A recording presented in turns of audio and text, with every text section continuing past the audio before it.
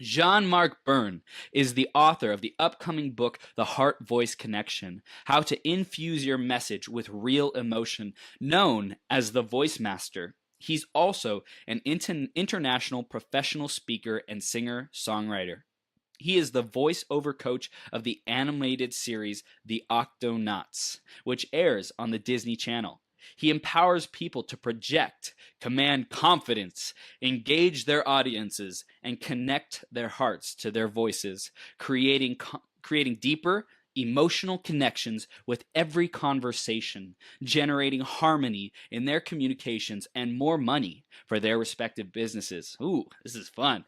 He created a series of workshops that have made him one of New York's top voiceover coaches. And New York, that's a place with a lot of competition, I imagine. He's spoken on professional stages in Canada, Dubai, Cairo, Bahrain, and all over the United States. He's voice trained international public speakers from over 30 different countries. Holy moly. He's also narrated Pulitzer Prize and MacArthur Genius Grant winner Junot Díaz's audiobook Negocios and Nobel Literature Prize winner Mario Vargas Llosa's audiobook La Fiesta del Chivo.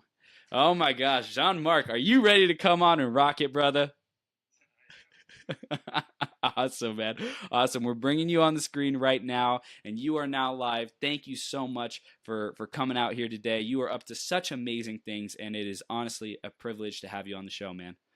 Oh, it's my pleasure, and thank you for having me. And by the way, that was pretty good Spanish right there. 3 years in high school. Yeah. All right. That's impressive. Thank you, man. Thank you. So let's dive into you, man. Let's dive into your story, how you got to where you are today, connecting people's hearts with their voices and doing all this amazing training. What was the journey that led you here, and what were some of the challenges and things that you learned along the way? Oh my God. So it's been a long journey. It's been 16 years of knocking my head against the wall as a voiceover talent and breaking through and not cracking my skull. So part of it is always breaking that perceived glass ceiling at every moment. And it started when I was a voiceover talent, and I still am a voiceover talent, but I started out as a voiceover talent and seeing that there was a gap, and I didn't want to stay as just a voiceover talent. And I got the opportunity to voice all these bilingual projects. So I ended up doing not only the Spanish, but also the English. Mm-hmm. So I got the opportunity to see some of the translations that were done, mm-hmm. and some of them were really horrible. So I took a deep breath and addressed the producer, and he said, "There's a mistake." I had to restrain myself a little bit, but I was like, "Okay, please tell me." And so I did, and they told me, "Okay, can you do the translation?" And I was like, "Absolutely." And this is my fee. Yes. And so after that turned into, you know what? We need a Spanish producer. Would you be able to direct the other actors? And that's how I became a producer. Wow. That's incredible. So you saw a problem and you're like, "Hey, I can solve this." Yes, exactly. Yeah. So that opened up the door to be a producer, and I started directing other actors. And so I had several of my friends ask me, "Hey, can you coach me?" Yes. And that's how I became a voiceover coach. That's awesome. So in that process, I started working with one of my friends who's a sound designer. And after one of my meetings with him, this was back in Big Yellow Duck in Manhattan, and we were working together. We were producing voiceover demos for my students. Mm-hmm. And after one of my meetings, I saw that they were doing a casting for the Octonauts. And so I auditioned for it, and it was awesome because I asked my friend, I was like, "Hey, Mark, do you think you can get me in there?" And he said, "Well, let me ask." And so he asked the casting director, and the casting director knew me. It's like, "Oh, Jean-Marc, sure, come in." I was like, awesome. So I auditioned, didn't get the part. However, I just told the casting director, listen, I know a lot of guys that I work with. They were looking specifically for a Latino actor to play the role of the Penguin. And so I told them I have a wide network of people I can recommend. And they said, all right, sure. They kept that in mind. 2 weeks later, they call me and they ask, okay, who do you know? So I recommended a few people, and they ended up casting one person. Wow. And the person that they went with had the right voice, but the accent wasn't quite what they were looking for. So they called me again. It's like, hey, listen, can you help this guy? And I'm like, sure. And that's how I became the voiceover coach for Oh my gosh, man. Wow. That's just like alignment every time, you know, like you show up at the right place, right time. Well, yes, and it's also recognizing the opportunity. It's knowing that, hey, I may not be the right voice or the right person to voice this character, but if I'm not the right voice, I know other people who may be, and open up that door. And by being the one for them, I opened up that opportunity and opened up that opportunity for myself as well. So it's recognizing those moments, not to say, okay, that this door closed and this is it, that's the end of the road. No, it's like recognizing that there's an obstacle, but there's another way. There may be other ways. It's like, what else am I not seeing? And that has been my path all along this road. And everything continued. So the heart voice connection journey. Last year, it was May of last year, I was invited to be one of the speakers at the International Speakers Forum in Dubai. And as I was sharing my message, after sharing my message, I had one of the speakers approach me and he said, "You're not just about the voice, are you? You connect people's hearts to their voices." And that just blew my mind. Yes. Because at that moment, even though on a subconscious level, I knew that, when he told me this became the core of my message and the inspiration for the title for my book, The Heart-Voice Connection. Yes. Wow.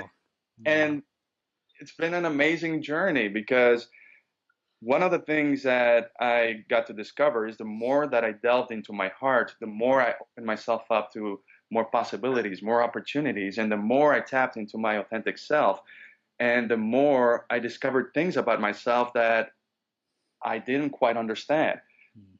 And I know that I shared this with you, that part of my journey has also been discovering that I'm clairsentient, that I literally feel people's emotions. So I pick up on people's emotions, and for the longest time in my life, I thought there was something wrong with me because one moment I'd be happy, the next moment I'd be sad. I'm like, why am I feeling this way? And the next moment I'm like, why am I angry? And so I thought there was something wrong with me. And the more that I delved into my heart, the more I got connected to energy healers and people who could actually explain to me what was happening to me. Wow. And what I thought was a curse that my whole life, I got to understand that is my superpower, that in my vulnerability lies my greatest power, that because I have this, that I can pick up on people's emotions, I'm able to coach them at a much deeper level because I can feel where people's blocks are.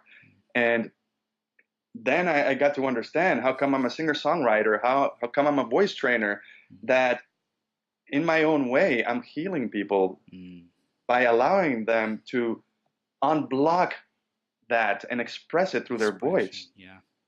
Yeah. And I don't know if you can see this, I'm getting goosebumps.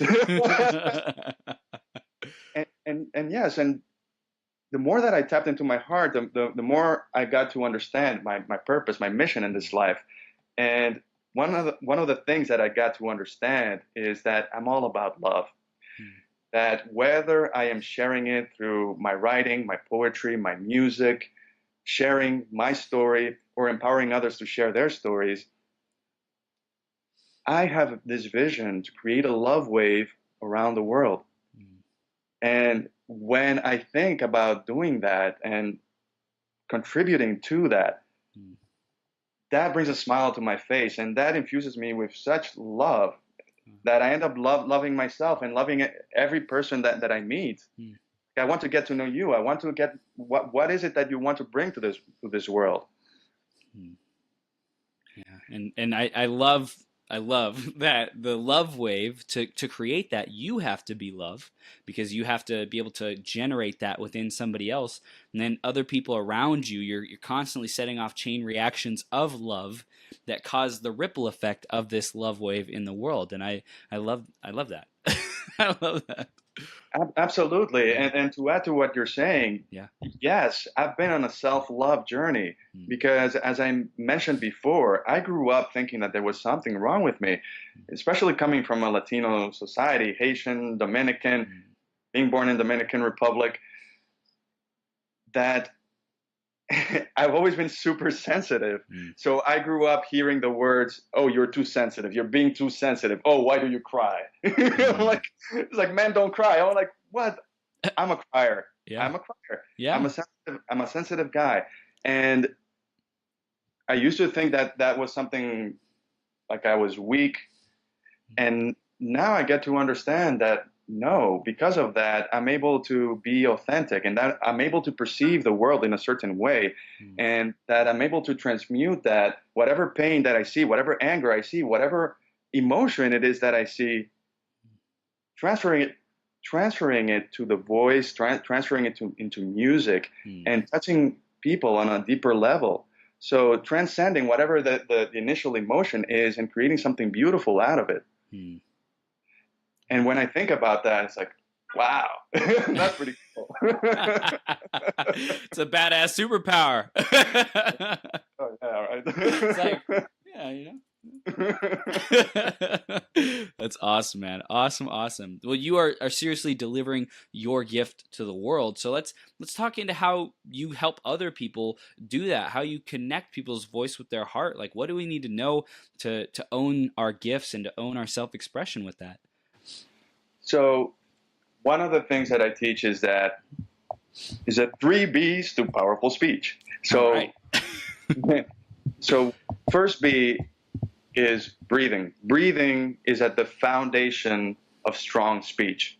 When you're being mindful of your breathing, you're being mindful of the way that you are delivering your message. So mindful breathing makes for mindful speaking. And when you're doing that, you're being mindful of your audience, and they're better able to receive what it is that you are saying.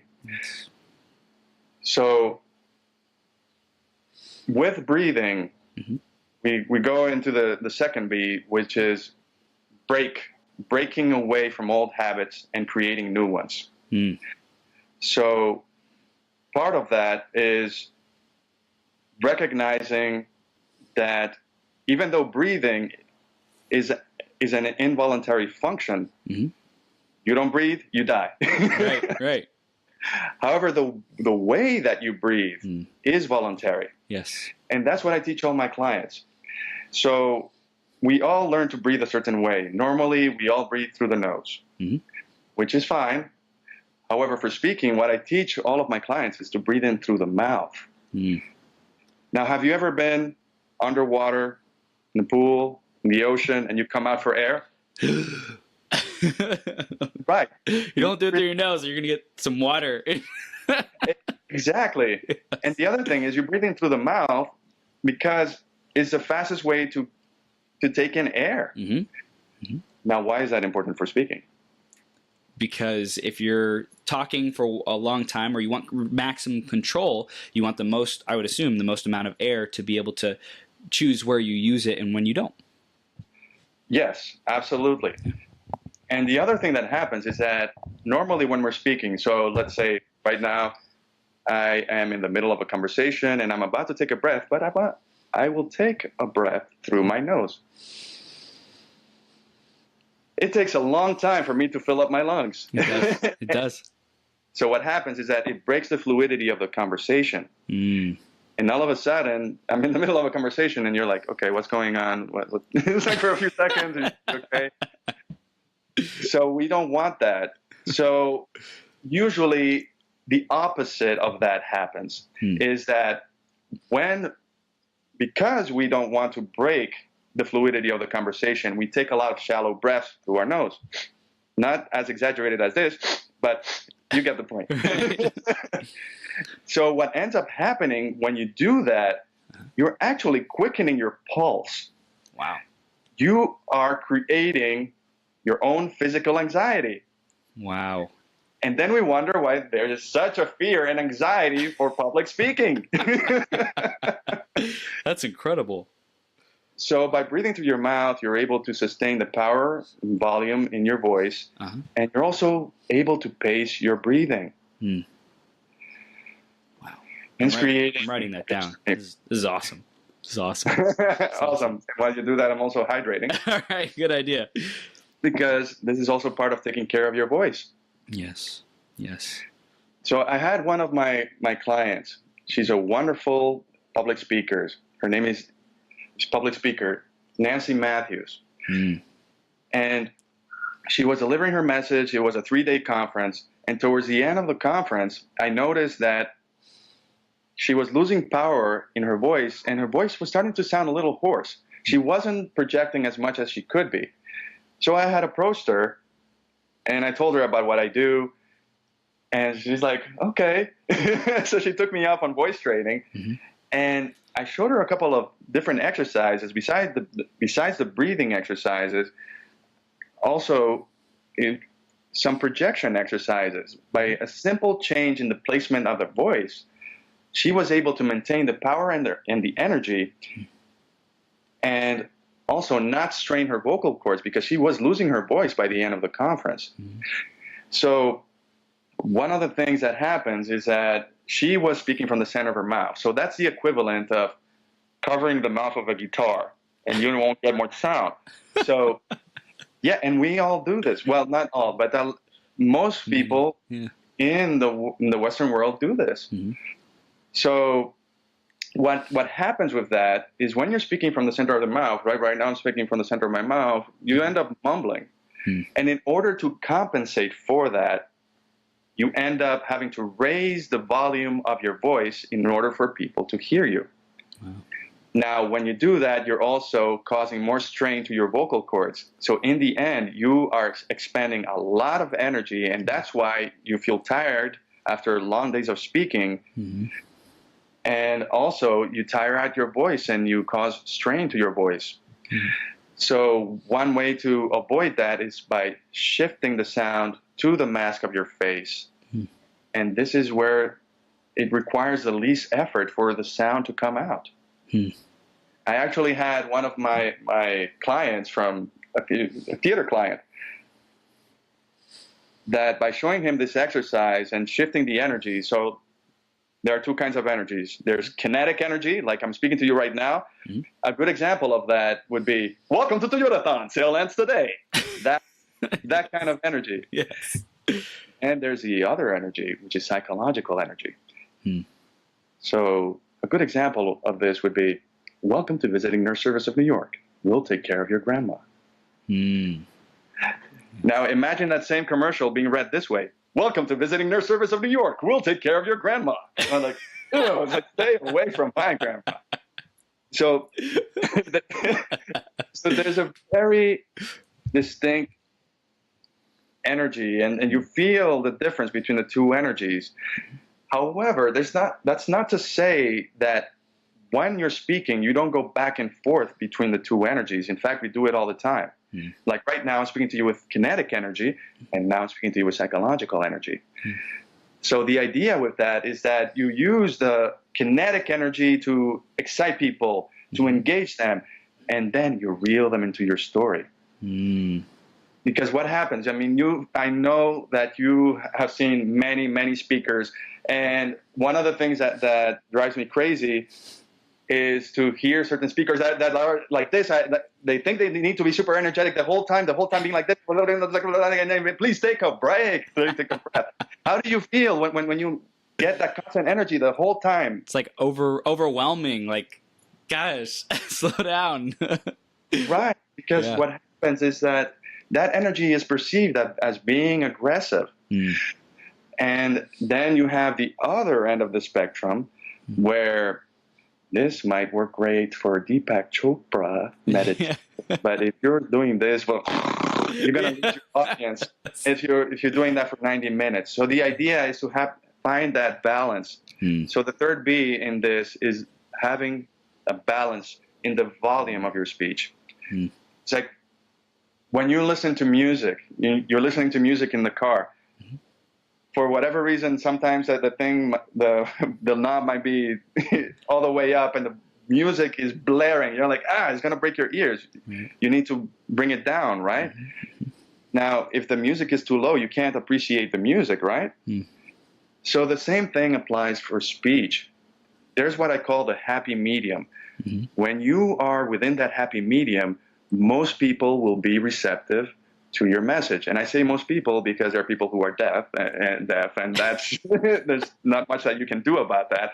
So that's why I say most people, and you want to be able to reach most people in your audience. Yes. So part of it is having that balance in the volume. Now, the second part of the balance equation is also having a balance with your emotion. So here's something that happens, and I don't know if you've experienced this, seeing a super knowledgeable speaker,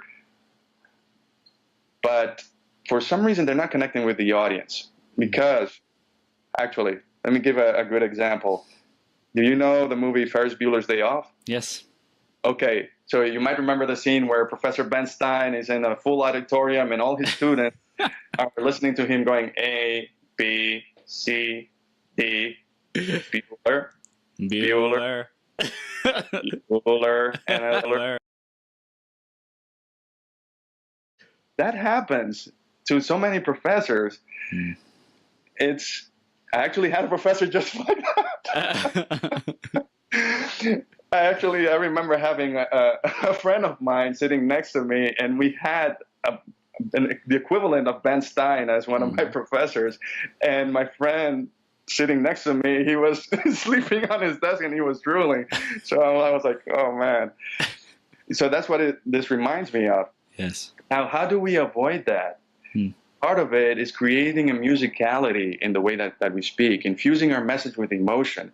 Because what happens is that you have a lot of speakers that are very knowledgeable about what they do, and they're so knowledgeable about what they're talking about that they're not connecting with the passion that they have for it. They may be very passionate about what they do, but the way that they're delivering it is not coming through. So I had one of my clients in Dubai. His name is Michael. So Michael, what he does is that he shows people how to create residual income from real estate. And his inspiration came from his father, who kept telling him throughout his life to follow his dreams, follow his dreams. However, the father was working so many hours that he worked himself into an early grave. And so when Michael was sharing this and he was asking for help with his presentation, he kept referring to his father's death as the tragedy. Oh, it was tragic. It was a tragedy. So I sensed there was some deep-seated emotion there. However, he wasn't transmitting it in his voice. So I asked him, Michael, how did it make you feel that your father kept telling you, follow your dreams, and he died at the early age of 67, never having reached his own dreams? That's when Michael blew up. He said, make me angry. He was a hypocrite. And I said, Michael, that is your story. So when Michael tapped into that anger and delivered that in his message, and obviously within a certain balance, okay? Because of that, he had several people in the audience connect with him. And after he was done, they wanted to work with him. So it is so powerful when you connect with people at an emotional level. People make decisions based on emotion. So if you are not connecting with them on an emotional level, they're not going to work with you. It's like, oh, okay, yeah, that was some good information in one ear, out the other. But when people actually feel your heartbeat behind every single word that you say, they get to know something deeper about you. It's not just information. Yeah, I do want to speak to that, because in this age of information that we're quote unquote in, we are bombarded with information. We're bombarded with offers and all these different coaching programs. And if you, Jean-Marc, if you're able to speak to someone's heart, right, which is what you do, you coach people on that. You give them the training, you give them the tools, the distinctions, so that if you're out there listening, you have the power to be able to penetrate the noise and all the random information and the facts and the, me too. Everybody's like, me too. I can do that too. I can be a coach too. If you can penetrate that, that gives you a ridiculous advantage to impact more people's lives, to make more money, to just get what you want in life more often. Absolutely. And it's all a conversation. People want to have a conversation. When nowadays I get very frustrated when I don't get someone on the phone, a human being on the phone. When I have a machine, I'm talking to a machine, or I'm on the computer doing a chat. I remember when there weren't any cell phones. I'm still part of that generation that saw when the first mobile phone came about. And I remember growing up having conversations. Nowadays, I'm seeing kids, they're getting together to play, and they're texting each other, and they're right in front of each other. I'm like, look at your friend. Talk to him. Talk to her. Yes. Hello. With your voice. So, in talking about having a conversation, you want to create those relationships with every conversation. When you are dealing with clients, you want to deal with a human being. And when they're getting to know you, they want to get to know more than just the information that you're giving them. And this is where I make the distinction. Do you want to be informational, or do you want to be transformational? Wow. Because when you're sharing information, you're just sharing data. Yeah. Just a bunch of numbers, a bunch of facts, which, okay, it's good to know, but how do you apply it to your life? So by being transformational, you're not only sharing the information, you're sharing information that can be applied right away. And when someone can take that information and apply it into their lives right away, that's when you transform people's lives. So one of the things that I want to do with you right now, and for the people who are watching, is walk you through a breathing exercise, actually a couple of breathing exercises, so that this is something transformational for everybody who is on right now. Sweet. All right. So as I was saying before, breathing is at the foundation of strong speech. So everything starts with the basics, breathing. So make sure that you're sitting up straight. Looks like you're sitting up straight already, shoulders squared, and at the same time that you're completely relaxed. So one of the things I teach all my clients is to breathe in through the mouth. So here's what I'm going to have you do. Put one hand on top of your belly button and breathe in through the mouth.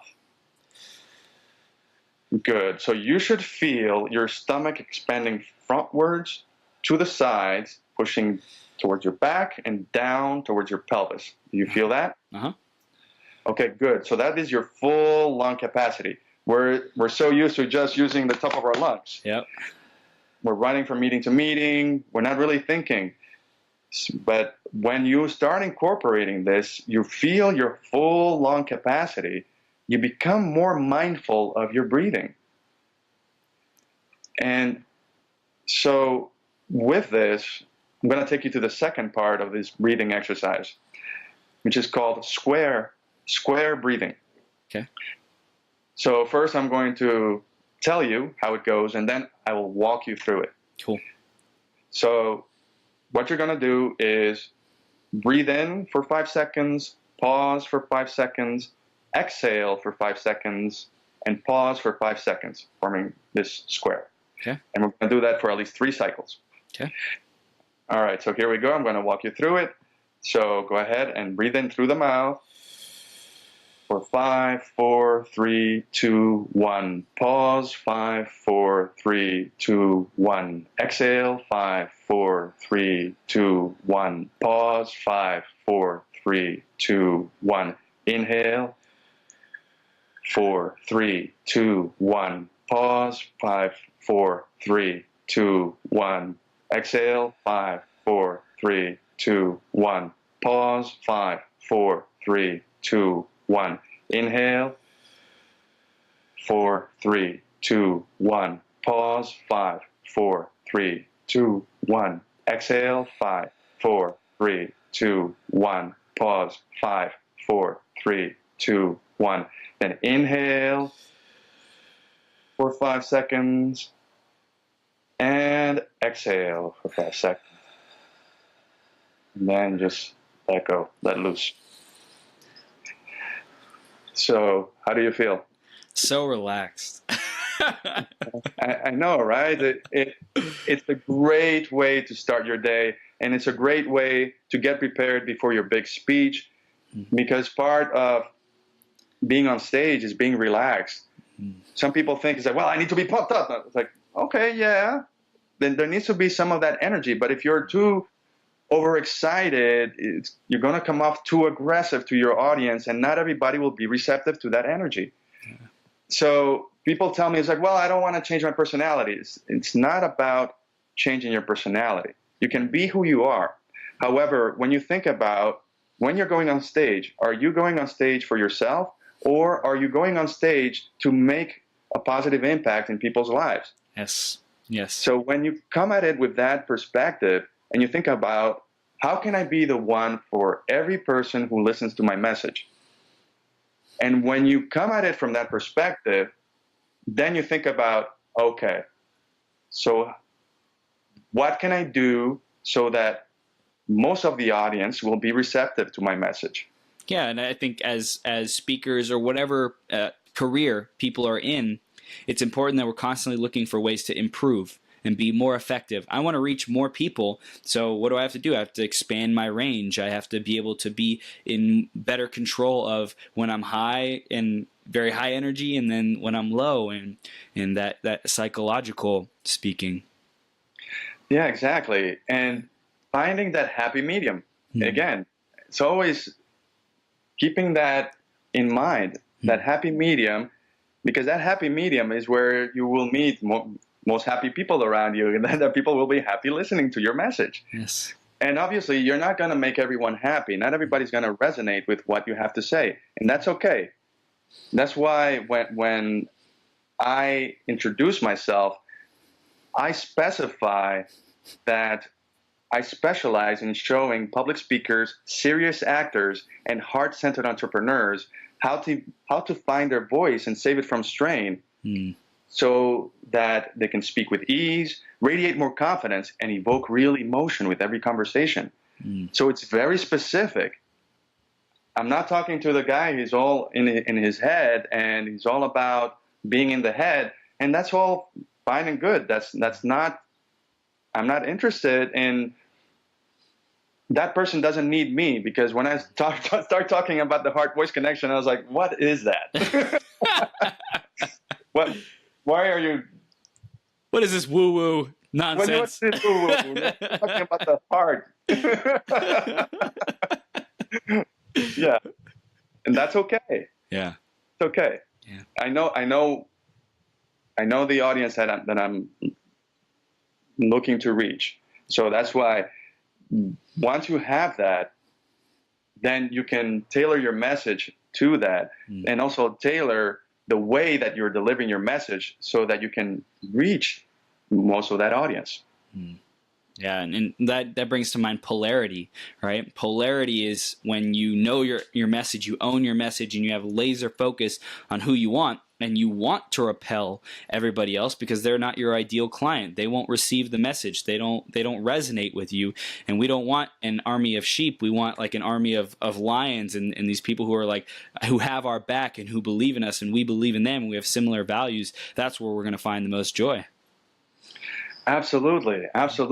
And with that, is it okay if I share a gift with your audience? Please, man. Thank you. Yes. Yeah, so I want to give everyone the gift of voice, and you can download my free audio at powerupyourvoice.net. Sweet. So powerupyourvoice.net. Sweet. And the other thing that I want to make available, and if it's okay if I make an invitation. Yes, absolutely. So, as I mentioned before, I have my book, The Heart-Voice Connection. Yes. And one of the things that I'd like to do is to make it available for you to get a signed copy of my book. Yes.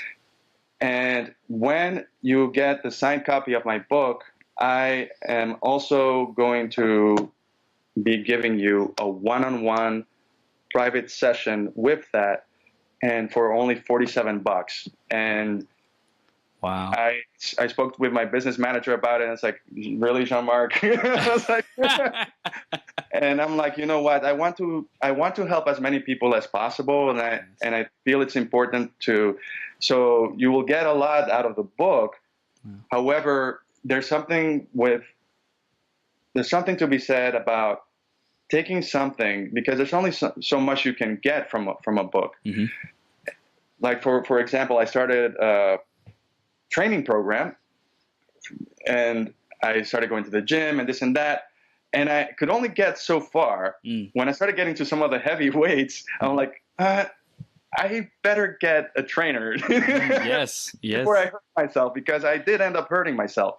So I did that for a few months, and then when I learned all the exercises, then I was okay. Yes.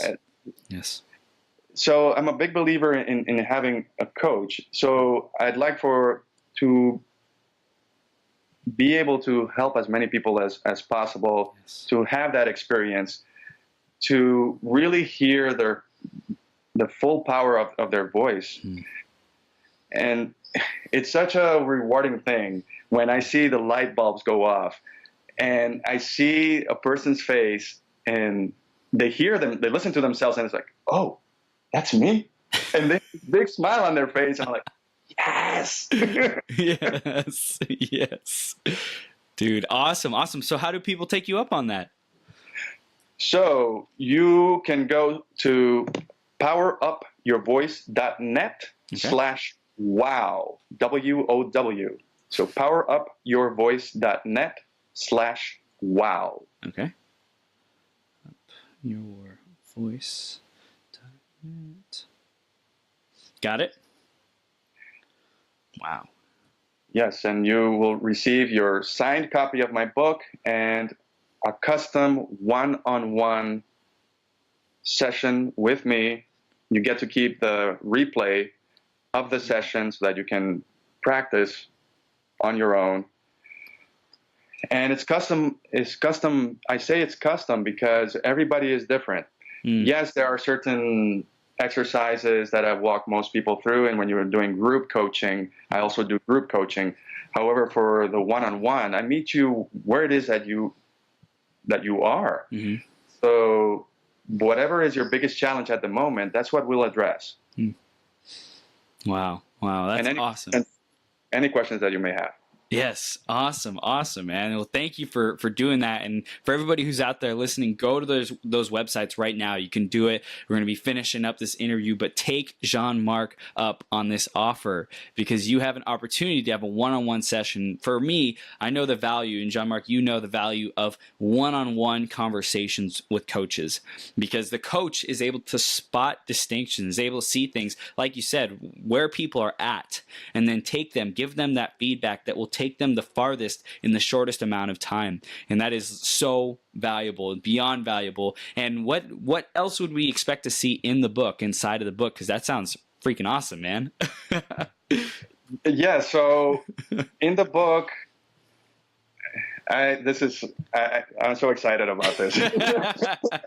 So in the book, you will get to know about my journey into the heart-voice connection and get a deeper understanding of what it is all about. Mm-hmm. And I also give all these different exercises. So I walk you through all these different exercises, starting with breathing, because it all starts there, and moving into how do you change the energies in your speech. Wow. So going from that, going into projection, how do you hold the mic when you're giving a presentation, how the difference between what distance you are from the mic when you're doing voiceover work, or like when you're broadcasting like you're doing now, or when you are on stage, it's not the same. And so I'm giving you a hint, and I talk about that in my book, and not everybody talks about that, but I know this. So I speak about that. What is the correct way for you to have your best sound? Because we talk, and I was really excited. I really had a lot of fun writing the book, and in talking about amplifying your sound, that when you hold a mic and you want more people to be able to hear you, which is great, the mic is there to amplify your sound. However, if you don't know how to hold the mic, you will be either amplifying good sound or amplifying bad sound. Yes. So I go through all the steps on how do you avoid the bad sound and how to create that good sound so that the most people are able to receive your message. So I walk people through all those exercises, and we go deeper in how do you physically tap into your heart so that you're able to infuse your message with real emotion. Wow. And one of the things that we go deeper into is how do we create that on a consistent basis? Because it's one thing, again, going back to that emotional balance. There's one end where there's no emotional connection, and there's the other end where like people can't even hear what you are about to say. So you need to find, again, that happy medium. Yes. How can you create that emotional connection and still maintain good technique as you're delivering it? Especially when you're sharing something that is very difficult about your story. Yeah. That's when people break down, and that's when experienced speakers, the most experienced speakers, have come up to me. It's like, Jean-Marc, I've been doing this for 20 years, but when I share this part of my story, I break down and I lose my voice and this and that. So in the book, I share how you're able to tap into that emotion while still maintaining good technique. And that's when it becomes so much more powerful, because people can feel the heartbeat behind everything that you're saying. And at the same time, they can hear every word that you're saying. And one of the amazing things that I've encountered, for example, Nancy Matthews, she's been a public speaker for way longer than I have. Way longer than I've even, However, it always surprises me that people who rely on their voice to conduct business, to give public speeches, to give presentations, or for everyday conversations, that they don't think about how they're using their voice or how they're delivering their message. And which is a great thing. It has been a great thing for me. Right. However, that has made me think about how can I make people more conscious about the way that they're using their voice so that they can create more impact in their own lives. Because when you get to free your own voice, you get to be your full authentic self with every conversation, and people can feel that when they're speaking with you. And then you become that person that you're not just talking. There are people who talk. They're just verbalizing sounds, and they're flapping their mouths. Yes. And then there are people who speak. The people who speak actually infuse emotion into their message and create a positive impact. They're very thoughtful and intentional. And that's the other part of the book that I talk about, being intentional with how you're delivering your message, and having a clear intention with every sentence that you utter. Just to give an example, before the call, I asked myself, how can I be the one for everybody who shows up for the call today? Wow. And when you ask yourself that question, how can I be the one for the people who are listening to me on stage? How can I be the one at every moment? And this is something that I got from one of my coaches. Nancy Matthews also, she's my public speaking coach. Yes. And I'm her voice trainer, Yes. which has been an awesome thing. Wow. and it's all in the one philosophy, and has really impacted me and the way that I coach and the way that I approach my own life. Beautiful. I love that. I've been talking about it today as well. Like, I'm the one who makes the difference. I'm the one who's here to deliver my message. You're the one who's here to deliver your message. Everybody who's out there listening, you are the one to deliver your message, to make the difference in the area of life that you care about, that's important to you. Nobody's going to do it for you. And the longer we put off that responsibility waiting for someone else to save the day, the more unhappy we are, the more discontent we are. It's like time, I don't want to say wasted, but time not wisely invested. So I totally subscribe that we are the ones, you are the ones out there listening, and that is all-star, man. All-star Jean-Marc. So last words of wisdom that you want people to walk away with, to leave this conversation with, man. What do you want them walking away with? To think about, how can you have a heartfelt conversation at every moment? How can you be the highest essence of love at every moment? And I'll show you really quick how to do that. Put your hand over your heart. And as you speak, you feel your own heart. Yeah. There's no way for you to be harsh when you're speaking, you're feeling your own heart. So think about that the next time that you're about to yell. Take a deep breath, feel your own heart, and touch your heart as you are speaking. And the person that you're speaking with will be more receptive to what you have to say, and you'll be that much more impactful. Wow. That is gold, man. Gold, gold, gold. Jean-Marc, thank you for everything you're doing in the world, man. Connecting people with their heart, with their voice and their heart, connecting that, because oftentimes people aren't able to be self-expressed. And I think that's one of the biggest travesties for someone to go through in life, to know that they have power, to know that they have potential, but not know how to share that with the world. And you're solving that problem, and you deserve to get paid lots and lots of money because you're helping lots and lots of people, man. So keep up the great work, and I look forward to seeing you on many stages all around the world, creating massive programs, and you're already doing that. So keep up the great work, dude. Thank you. Yeah. Well, thank you. Yeah. It's my pleasure. Absolutely, man. So we'll see you hopefully on a future episode, and have the best day ever. Thank you. All right, man. Take care.